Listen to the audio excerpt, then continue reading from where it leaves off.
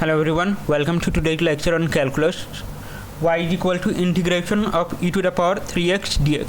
Upper limit হচ্ছে 1, lower limit হচ্ছে 0. তাহলে e to the power 3x এটাকে যদি ইন্টিগ্রেট করি তাহলে আসবে হচ্ছে e to the power 3x divided by 3. Upper limit হচ্ছে 1, লোয়ার লিমিট হচ্ছে 0. তাহলে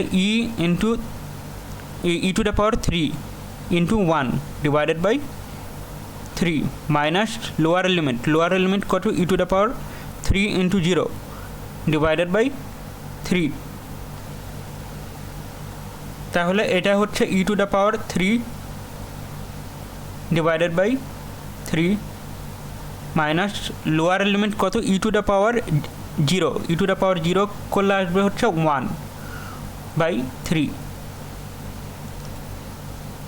অর্থাৎ এটা হচ্ছে 1/3 into E to the power 3 minus 1.